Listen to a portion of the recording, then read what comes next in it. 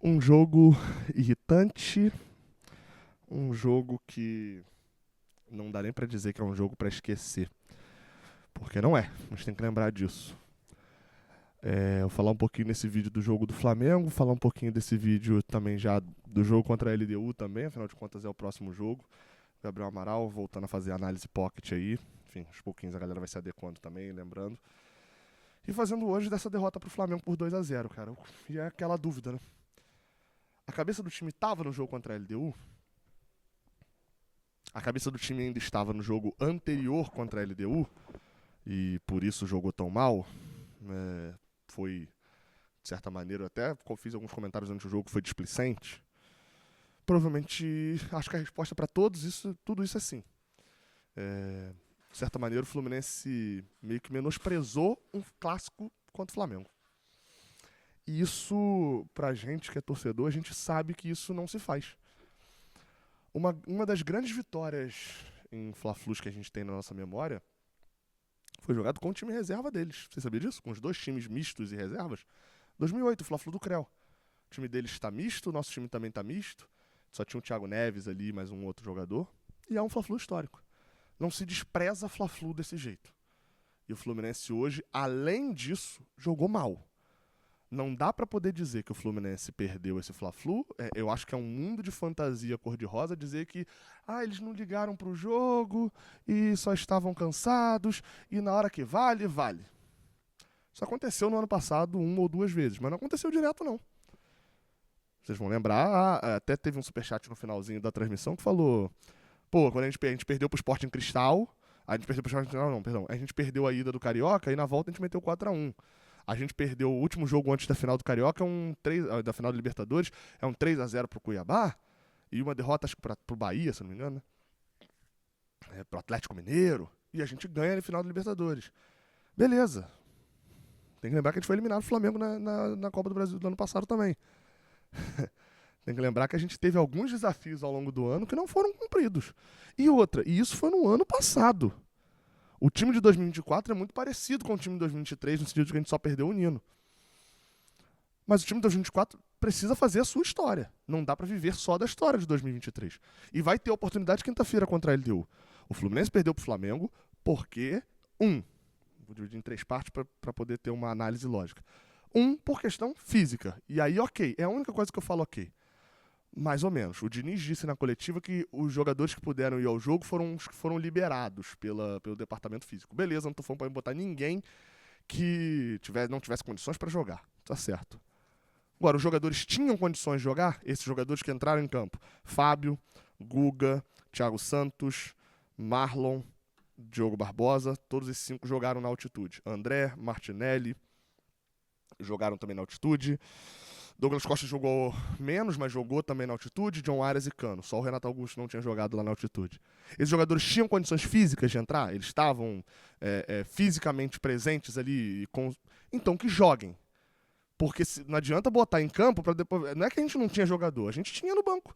Tinha o próprio Alexander que entrou, a gente tinha o Antônio Carlos que entrou no lugar de um dos zagueiros, a gente tinha John Kennedy, a gente tinha Marquinhos, a gente tinha uma série de jogadores no banco para poder jogar.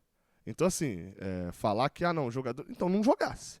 Se não tinha condição física de jogar, não jogasse.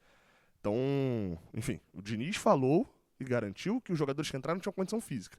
Então, essa questão, das duas, ou o Diniz só protegeu o elenco, ou então o Fluminense entrou com um time que não tinha condição de jogar. E aí, desculpa, qual é a lógica disso?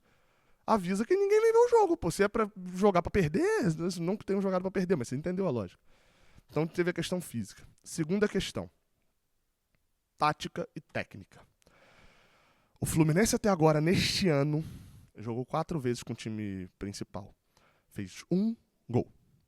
Tirando aquele jogo contra o Bangu, depois daquele jogo, jogou contra a LDU, jogou contra o Vasco, jogou contra o Madureira. Nos últimos 3 jogos fez 1 gol. Contra o Bangu fez 4, né?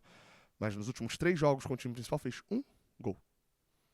Contra o Sampaio Correia, né? Falei Madureira, mas foi contra o Sampaio Correia. 1 gol do Sampaio Correia, nenhum na LDU, nenhum no Vasco e agora nenhum no Flamengo. É um time que está num ritmo muito baixo. É início de temporada? Pode ser. É desempenho técnico? Pode ser, vou falar disso já já. É uma espécie de falta de repertório, de repetição tática? Pode ser também. O Diniz discordou da pergunta do Lessa na coletiva. E, enfim, de que o Lessa falou que o Fluminense teve dificuldade para sair tocando no início do jogo. O Diniz discorda e diz que faltou profundidade, que não foi o problema, não foi sair tocando. Me pareceu que o Diniz muito mais discordou do Lessa do que o Lessa falou. Porque o que o Lessa falou foi muito óbvio, o Fluminense teve dificuldade. Na hora que estava acontecendo a coletiva que teve essa pergunta, eu abri o jogo e fui adiantando. 5 minutos.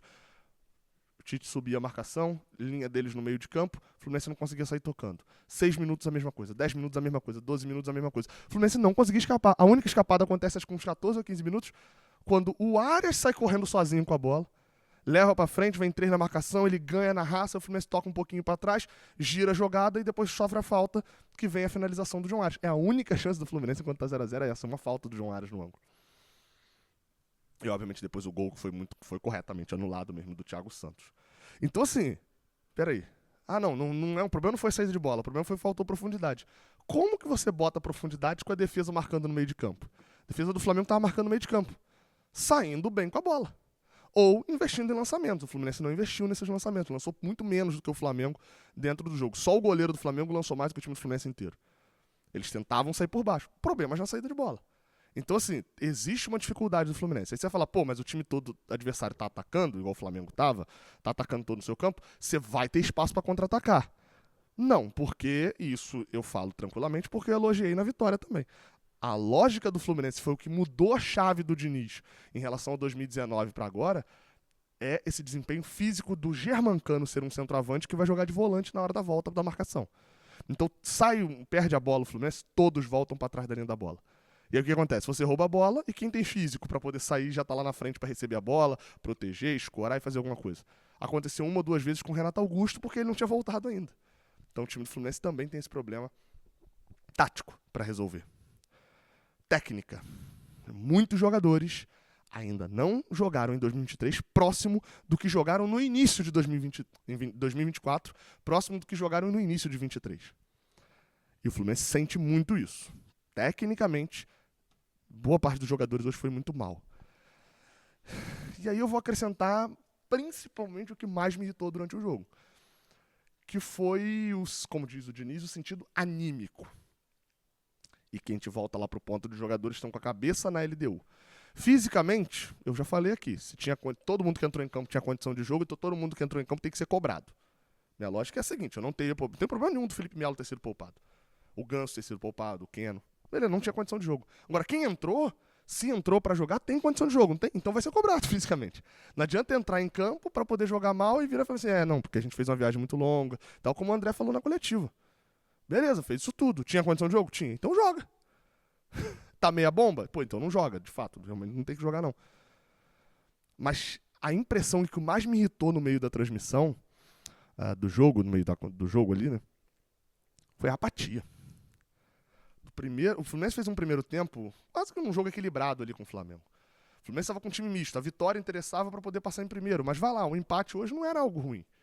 Né? O Fluminense com um time misto contra o Flamengo, com o elenco que vinha por nossa sequência, jogando bem. E aí, beleza, estava até justificado. O Fluminense toma um gol no segundo tempo. E no final do primeiro tempo acontece um lance que é, assim, o retrato do jogo. O Fluminense tinha um escanteio. Era o último minuto, 46. Pega a bola, toca para trás. Você fala, pô, beleza, já tocou para trás para fazer aquele cruzamento do bico da grande área, né?